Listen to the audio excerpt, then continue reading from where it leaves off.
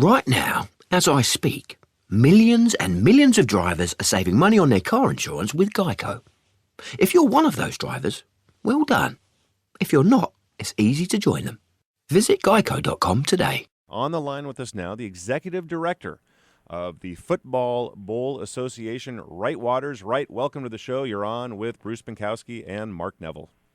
Hi, guys. How are y'all? Hey, we're doing fine, Wright. This is Bruce Binkowski. Hey, look, first of all, we just want to tell our audience, well, you do it for us. Give us a little bit of your background leading up to you becoming the executive director of the Football Bowl Association. Where did you start and where have you been? Oh, Bruce, this will take your entire show. Once upon a time, I thought I actually wanted to be a football coach until I realized that I could be the best offensive line coach in America, and if those other guys didn't do their job, we're going to all get fired. And I was at Southern Mississippi and had the chance to get into administration. I took it, and then went to University of Florida as an assistant athletic director. And then my good friend Mac Brown called and said, I'm going to Tulane as the head football coach. I want you to go with me. And I said, Mac, I'm an associate athletic director. I can't go back on the field and justify it to my family. He said, oh, no, I've seen you coach. I want you to come and handle the administrative stuff. My buddy.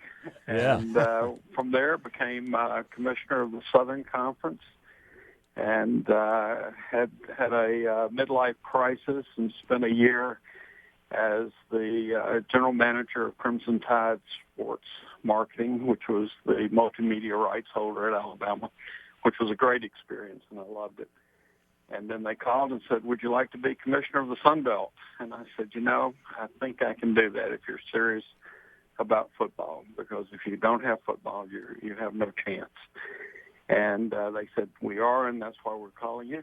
And I did that for 12 years, retired last April, and the Bowl Association called, and I said, I will be absolutely delighted to do this. It is a part of our American fiber that needs to be maintained and grown, and I can make this a very personal quest to grow the bowls.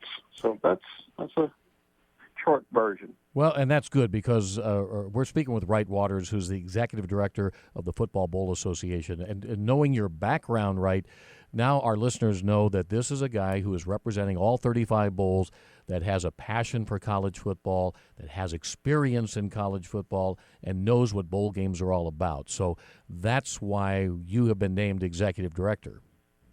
Well, I appreciate that, Bruce. I do have a passion for it. I think that college football is this wonderful, unique American game that you truly get out of it what you put into it. And it is the ultimate team sport, and this is, if you're going to compete in this sport, you don't have the option of taking a couple of plays off. You have to compete hard every snap. And if you don't, somebody will take advantage of it. And it's a great spectator sport. It brings people together. It promotes universities. But the biggest thing to me is that when it's properly done, it has a place in higher education. And that's an important and unique thing that we all need to make the most of. We're talking with Wright Waters, the executive director of the Football Bowl Association. And, Wright, there has been plenty of changes going on in the college football landscape, and in particular as it relates to the bowl games and the BCS. And we're heading into some more changes coming here in 2014. Can you give our listeners just a Reader's Digest version of what is happening? Well, and I think, Mark, it's going to be important that people understand that we're going to have about a 2-year transition period here. And, we may see fluctuations in attendance. We may see just some different things in the environment, but they ultimately won't affect the way the bowls are operated. And that's the important piece. But starting in 14, you'll have a 14 playoff. The public has wanted it, and they're going to get it. You'll have a selection committee that will name and seed the 4 teams. They'll play semifinal games about the 1st of January, and then the two winners will play a week later in a BCS national championship game. BCS is going away. It'll be called something else, still to be determined.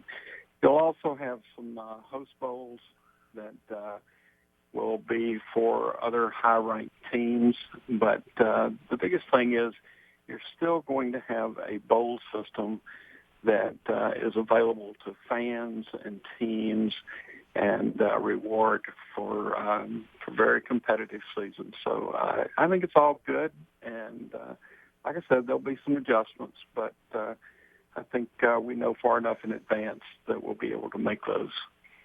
And right, Mark Neville and I, we have worked in the bowl business all of our careers. We are passionate about the bowl game business and what it does for communities. But what do you tell people representing all 35 bowls, these people that say bowl games don't matter, it's all about playoffs, and we want a 16-team, 24-team, whatever it is, playoff. What do you say to those people? Well, the first thing is it does matter. And when you look at not only the dollars that are being returned, but the publicity that communities are making, but you've also got to understand that football played at this level is very difficult. I think when we have a 14 playoff, Bruce, we're going to find out that it's not as nice and neat as some people have envisioned. I sat in the BCS room for 10 years, and I don't think anybody in that room was ever opposed to a playoff. We just couldn't find a system that answered all the problems. And I think what you have now is going to be some compromises along the way. But you know what? If you don't think it's important, go visit with some of these kids that are playing in these games.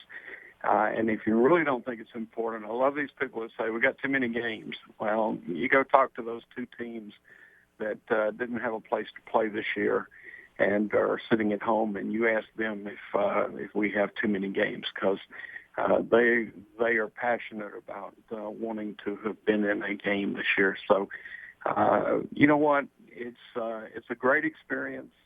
There are families all over this country that spend their holidays watching the bowl games. And, we've had 3 games so far.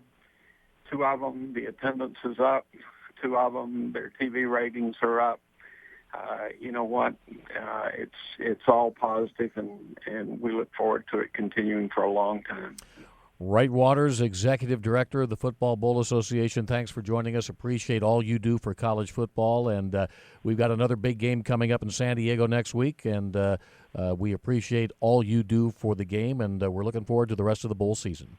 Well, Mark and Bruce, I appreciate you having me on, but I would be remiss if I didn't congratulate you on your game last night. It was an exciting game. I'll tell you what, BYU came on there in the fourth quarter, and that was an amazing finish to that game. So another exciting game. Congratulations, guys.